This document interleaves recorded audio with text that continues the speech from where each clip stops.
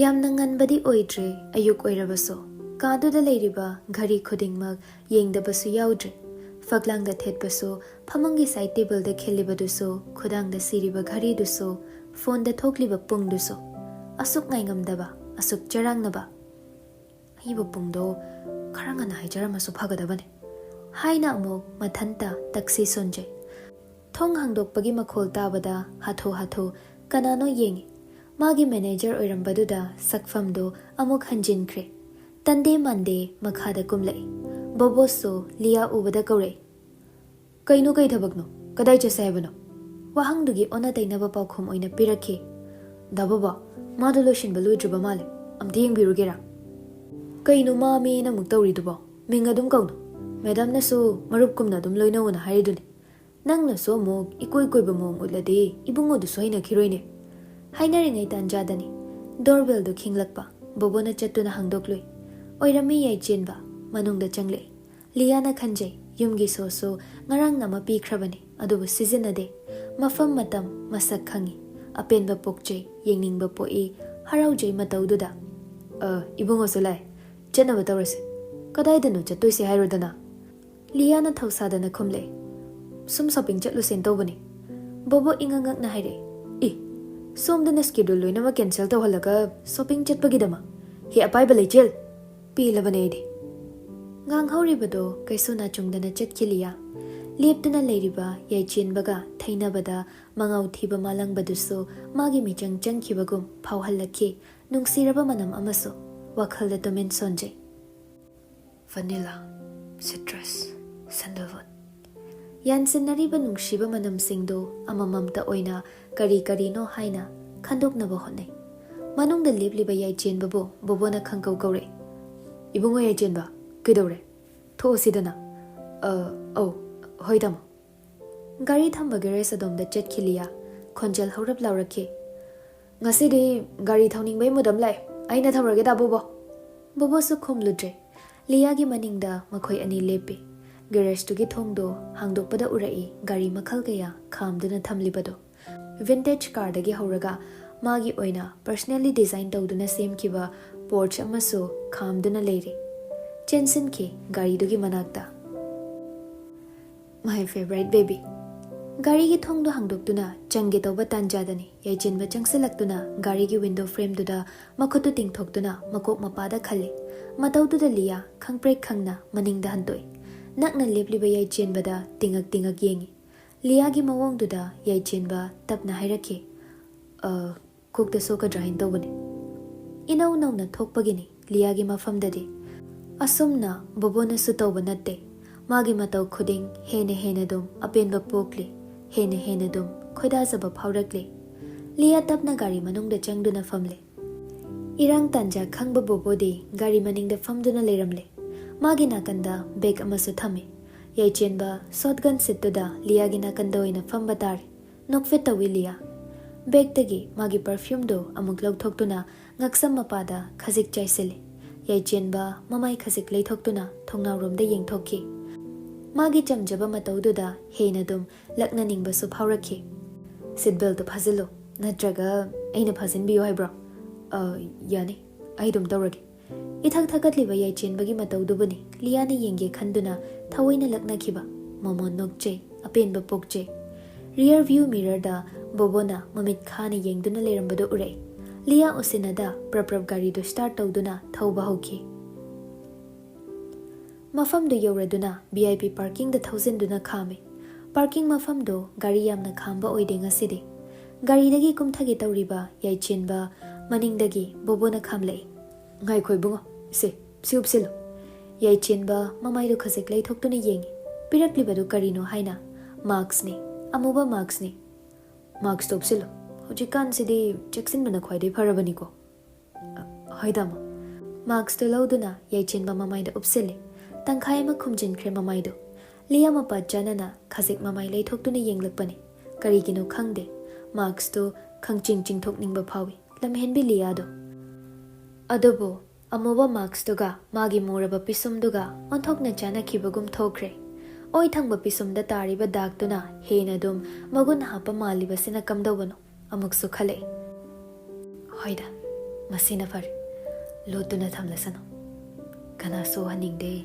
kanaso khanganingde aidana pene yengjage khaliba angawba wakhaldo khantharubada liya amuksu masada wahang kayana yomlakle karino handaki mawongse karino handaki ihulse mipaiba poglabaso changing amagum heinadum thangziningba phawhale khongthangdo makhoi ahommak maksamamam optuna thorakle parking lot tudagi direct luxury store sing taba lift to tongduna kakhale floor du yoraduna liya karambadagi karida hana jangsige kari tausige koyeng yeng kari gumba ma khangning ningsing lakpagum prap chatke boboga yaichenbaga so wahang amata hangdana matungda hatho inai amuk chap lep khrelia kari wakhalbo muklak bano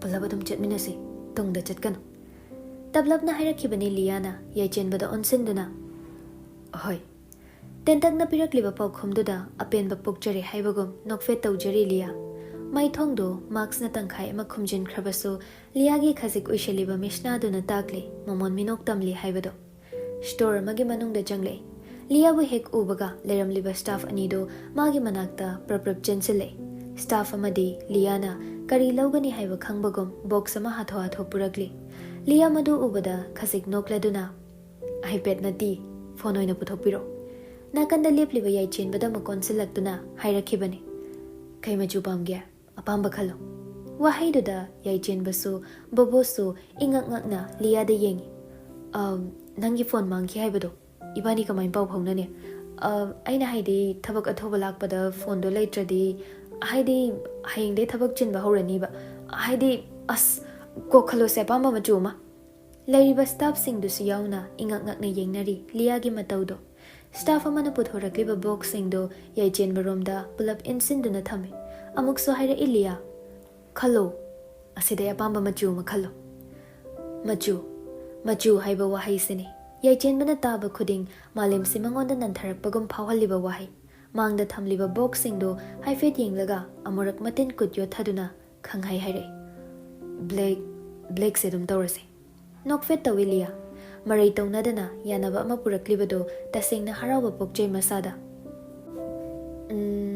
amaga lawrase se red aigi favorite angang machu simaga lawrase yarani ama sinado yaroi ngarang dawna mukta horadi aingonda paw phawdabi adum leidoiro tanjaduda bobo makhoi ani ki manakta changsilaktuna maya higatna haire mana pamdraga aina lawrasu yai kaino tingthorakliba bobogi makhutto liyana fat kanthatle as amta pharak tarakhinu bada bobo nangidi phone mangdri dudi ahanba pamaga nasai tolopte leizo ngakna yengliba bobogi matawduna thaiduna liya pe tawnaba magi black card to lawthore yaichenbasu marai tawrudre khagenbana haikhibado mahak ningsingle anam kanbi liyani magi ningai magi anam kanba mana ngamdaba yadaba magi machingni paper bag to bobona pairaga store do dagi thogle tabli chatli handakti liya manana nakanda chatliba yaichenbagi khongthangdo michina pairap lukthaduna yenglaga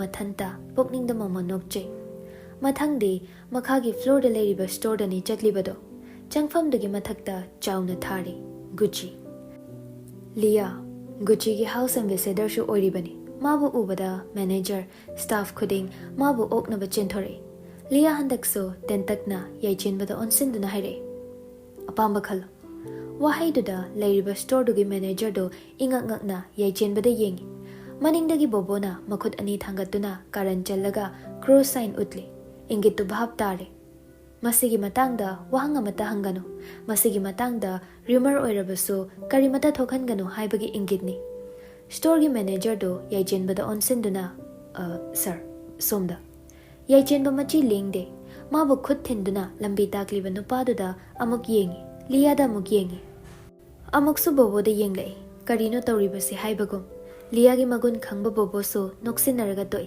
upai leita yaichenba mukso liyana haiba inba takhi puthorakliba firol singdo yaichenba thoini yengsilude mangda thamliba amani tap paikhatle thoglei liya hoina leiriba mafamduda couch ta famduna ngairiba liya yaichenbana yamna thuna thorakpa ubada ingangai koinu kem to pamdrobo Asi Purit ani sina yaradro.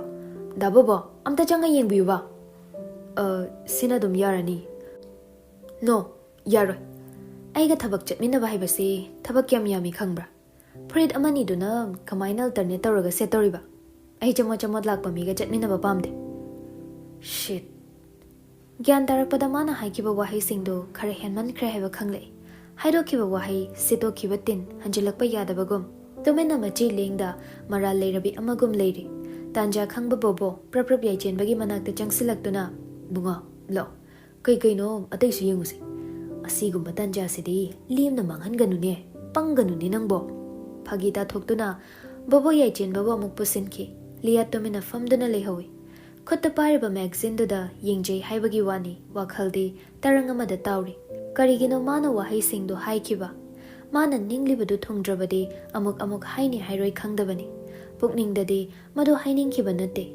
Ngahaktangduda khoshaunaba amaga loinana khangai haidokiba wahaini. Adogi shumathakta firol singdo khara hena yamna leinaba kari maram haijin sige khanfam khangkhidabagini. Ngahak leiraga YAICHENBA boboga puna thogle. Handakti makutta Purit khongraudo manga tarukti paiduna thogle. Liya hogatuna YAICHENBA na pairiba phi singdo haifet yenglaga handamukti ingna tapna wangang le. Sina yaradro. Kaino machusidi black grey ngakta. White amadi yawba male. Atai colorful oiba pamdabra. Chummi. YAICHENBA na khalakkiba phi singdo machu ahumdudagi hena khande. Hanadagi so YAICHENBA machu ahum sidagi hena settabani. Machu masak khangdaba mahakna machu gi chilhawa muk thekigadra. Tanjaduda manager do staff amaga amuk makhoigi manakta chensile. Ma'am, si handaki latest collection ni horse bit motif ki shoot ni. Sir se black su pamjaba manbaduda sir da pakjagadra haina khanjabagini. Sir, try mta tawbigera. Liya puthorakliba suit tuda haifet yengi. YAICHENBA da yengduna wa haige tawbani. Adubo haiba nangdringai YAICHENBA shoot tu lawraga trial room da changki. Amana mapuni amana manaini haibagi wakhaldara thabak khuding ingadabani haina khankrabra. Madumakti pamkhide liyanasu kamdawna singdoksigi amuksu khali. Karigino wafam sida asukluna khanjiliba mahak masasu bhab tajade. Ngahaki matungda liyagi manakta tapna leplakliba mishaktuda mamaidunong khatuna yenglui. Setuna thorai ngasai pikhiba sutto magidamak sarakpagum asoiba pendaba machit ama phawba uba phangde. Ngasai upkiba amuba marks tuso adumak upli. Setliba amuba machugi suttuga janana thokre. Muraba magi pishumduga huttuna yenglakpa manba magi mityengduga liya sor thingkibagum mabo phasenduna thamkibagum masado lepli haiba phau kaukre machi lengkhidre. Nakanda staff nupi amana hauna khobak anirak khurakpaduda gyan khangta tare. Wah, sarse model oibibro. Hana so khidri anaba model oramgadaba male.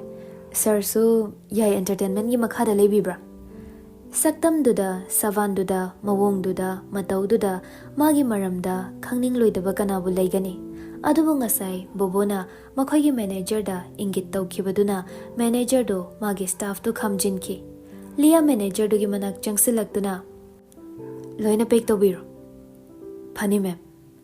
Potjai singdo bobona pulap paiduna inarakle. Haujiksu adumangai. Tantha naibagum makhoi ani gi khongthangdo punna manana thangduna chatminari. Asumna punse chuppa manana thangduna chatpa ngamgadra. Amana henget khrabadi kamdauba amana taptha horabadi kamdauba. Khana parking yoramle. Wa majid amata ngangnadana liya makhoi ahum gari thauduna lagle. Wakhal khana lakpana yumsu yoramle. Charangne ngasidi wakhal yamna charangne. Loina badi hobada ngairi. Magun henmanbana leitafam khanghandabani mabo. Charangnaba matamda magi wakhal pukning pothafam, magi tainafam, magi oinajafam. Mafamduda chattuna mangonda khudingmak paudam lage ningkhre. Dababo, ai bakery da chalukige. Boboga YAICHENBAgadi garidagi kumthakhrabani. Wahaidu tabada anido amok garida kakhalake tawi. Aduba liyana garidu thuna lok tawshinki. Kaino thongango? Bema, thongse hango base. Tasina Delia, Tongnaugi Mingsel, the Suchin Katlaga, Tunama from the Gitaudoki. Lia, Liya, mathanda leba pakhatana somda bodyguard fau thamlaga kaino mana muk toisibo. As fatta nungda muk thoadi aibu madam na soidana hat patari mi. Maning mamang hangat handa tofam khangda koichen cheliba bobogi mataudu yenglaga YAICHENBA tapna hangle. Tamo, mana bakery da haisibo kadai doirabano. Ibungo, mafamdu budi magi mamana bigini, magi best friend. Aduda summa thando ibaduda aina pakhatpani. Nahan makhaidi chatlaso aiga dum chatpaniba. YAICHENBA paukhumdu taraga amukso taplapna khumlei. Magi best friend gi manak toiradi kishu pakhatningai di oideda tamo. Mamanabiduda horen ngahak leiraga yaurabra haina hangasi. Bobosu sor sangna hontore. Hoi, atumna tawba tabani.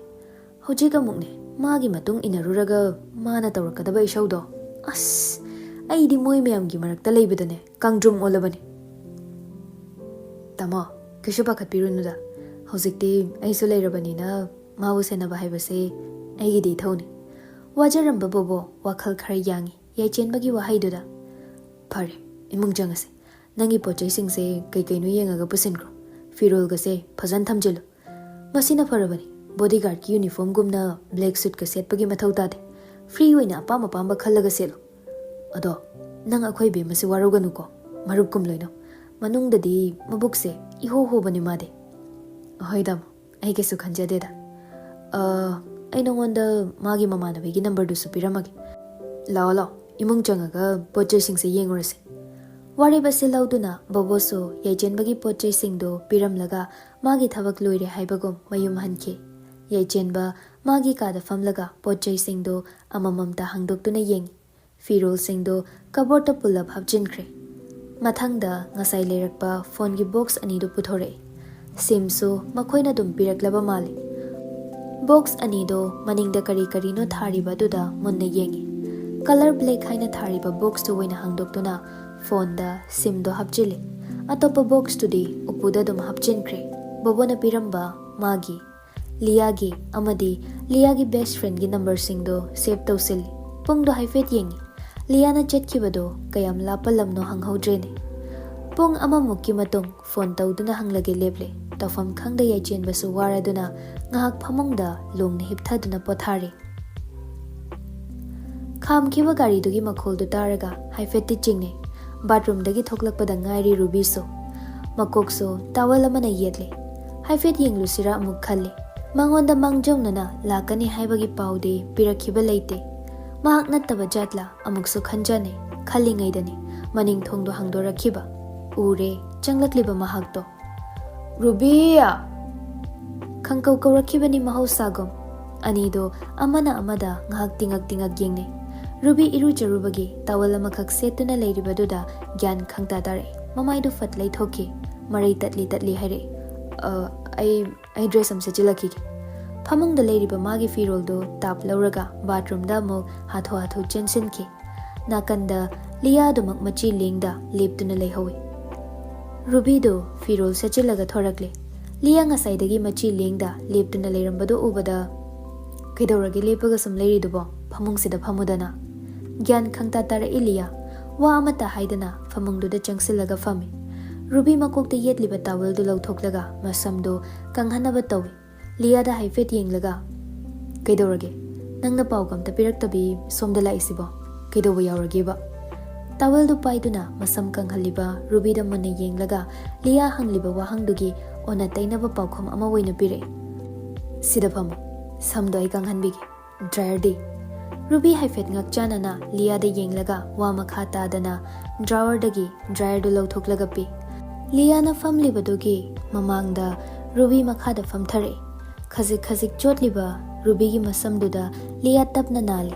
Makhotna amaduna dryer do on tawduna masamdu kanghanba hawi. Lengjumda chentharakliba ising marik to ure. Makhot thangatuna taithokpige tawrubani. Adubu Liya chap lepe. Nakanda leiriba towel du waina lamduna ising du tapna taithoi. Ani du wa amata ngangnade oi thangba khutuna Ruby gi samdo tapna shum nanbado mabu sumliboi thokre. Uirum su tawrakli. Samdu kangle haiduna dryer do Liya na muthatle. Aroiba oina amuktang Ruby gi masamdo naladuna son thangnana tapna haidoki. You smell good. Uirum tauriba Ruby mamit khangsing singi. Mangla karino mana hujik takiba wahai singdo. Mamai fat lay thoktuna makhada famliba Lia da yenkhale. Lia handa muksumachi lengde. Ruby su karigumba mahaining bagum, hangning bagum, yenglakiba mit yengni. Khongliba makholdo yetke yauna yetlak bagum, anido makholdo gi maikaida mamai lay thoktuna pulap yengi. Unknown number calling. Ngahak munna screen do da yenglamlaga Ruby lakliba call do paikhatli. Wadi ngangde kanano yengthoi. Hello? Nupa amagi khonjel ni kanano haiduna amukso screen do da yengi unknown number ni. Kana? Somse Lia gi mama nabi oibirabra. Lia gi ming palakpadu da Ruby thuna loudspeaker thadoi. Matau do da Lia so tingak yengi. Reporter bu oiribra, stalker bu oiribra, amok hangla irubina. Kana oirabano phone to biraisibo. Ai Lia gi bodyguard ni. Mado somgi manakta chatki haibadu da yaura abra confirm tawzagen tawbani. Mabu kashi thoidokpa tawdaba natro. Ruby wahai singdu taraga Lia da yenglei kari paukhom piyugi hanglibani. Lia da YAICHENBA khangbadagi masado ithak thakatkre. Phone du Ruby dagi tap mulle. Loudspeaker tharibadu muthatli. Ai kashu tawde. Ngasi sida layni. Hayang ayu khalakani. Chaning tana asangba sor ama honto YAICHENBA. Laitaramdaba kayado magi khonjel tabada pumnamak mangkhibani. Phare dudi. Hayangdo ai ayu nganta lawbalagi. Madu hek haiba loibaga YAICHENBA phone thamki. Lia mathanda lawhawi. Hey, laktrasu yani. Lakanu ko. Hello? Mara laitaba phone do da tainaduna langkhige tawbado jab lepi. Ruby gi phone ni ningsing lakpada. Mamai do non thaduna ngaihak tumin le. Nan thoktuna chenba ngamloi dawri. Handaki nauna phawriba ihol singse Lia tasingna hena akiba phawrakli. Tapna mamai do non khalakpadani. Ruby su Lia da munne yengduna leirambado. Khonjel thoktrabasu mit yengduna kainoma di hayo karino aibu bahap tahalo haibagum langtakna na yengli. Lia sor sang no hondokduna haire. He is driving me crazy. Ai ngaudori Ruby. Ai mangondagi na thokpa ngamgani haiba thajadre. Artha chama famliba ten khraba wahi paringduna Ruby gi mafamdadi magi manglan so masung chama thokna thogai bikre haiba mahakna di khanglaroi ko. Wa yamna haidraba so khudingmak ki artha khangi. Karigi khangdani mahak Lia gi best friend ni. Mangjona na hairaktabida magi manakta laklibase karigumba amadi thokle khangi. Adugi shumathakta kanasu yaudana mathanda laklibani. Scandal thokpasu nattabana shoidana magi personal oiba problem ama leiramgani haiba chingnakhibani. Khangle hojikti maramdo. Chelaklibani mahak ngauchatnaba sidagi nanthoknaba chelaklibani. Mabo suk ngauhalliba kanano mahakbo kari magunbu chenbano. Mahaktana khangningba kayani amuksu magi maramda Lia gi chinbaldagi wahai ama phawba haiba taningde. Onthokpa lanjawni wamaigom mathanta omduna jakliba wakhalni khudingmak na thairage khallabra Ruby wari thaidoktuna Lia da haire. Chaklambra kai sembiroge. Wahangda da Lia khangning ningsing lei. Mahak ngasi numit sigi karimta chadre haiba. Chaklame haiduna ningai tawge tawbado chap lepe. Karigumba ama ningsing lakpagum haifet non thaduna makhutuda amuk yengi. Mamaido so amuk khasik nale aduga tapna haire. Yarni ai chaningdre. Ai ngak tumgi. Lamhenbi Lia do phamungda hip thaduna mamai lei thoktuna blanket to makuk phau chingkhatlaga leikhi. Ruby so pai leita hipliba Lia da tumin yengi. Makuk phau chingkhatliba blanket to tapna chingthaduna amuk semjin birame. Numit maso nongmagi sintha loiduna potharage khalakpa mikuptuni. Juni king size bed tuda ngatharap tawna family. Makhutudana iPad to pairaga karino makkani yengli. Nakangi sofa da family ba mahaktuna tapna hairakibani. Thabishna nangbo ngaktang orabasu pothanaba tawduna kari thabaga muk tawrinu nangbo. Juni mamaidu leithorakte screen da mamit kupta yengduna haire. Tale hospital da ngarangdagi hipaga leirakpada wari. Magi anam kanba ningai sidani sakhenchu tawfam ama khangdriba ngarang machanupa chatkraba matong masa nungaite hairakpadagi Nikitana kauduna makhoigi hospital da pukhatlubani. Test khara tawraga ngasidi mayumda halakle. Junina chungdana screen do da yenglaga murum sole. Shopping chatluribra makhoi ani siba. Mabo ngasigi schedule amata leitaba satlane.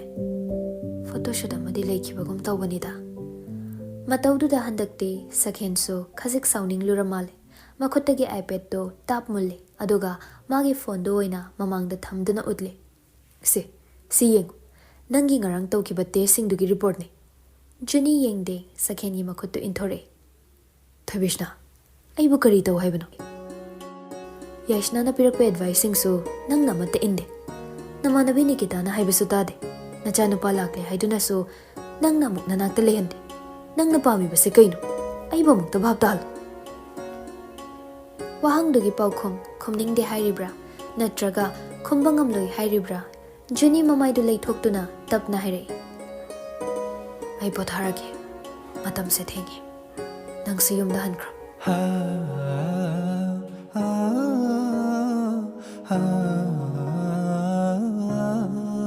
Ngasi so mafamda mai thikibani sakhensana makhata na wahai ama phawba chinbaldagi thokhan bangam khidabani upai leita thangdokhibani khongthangsu mafamdudagi ningkhibada hongdabi marau lebi Juni do asuk luna lotliba wafam sina karino asuk chetna ningliba phirip sina karino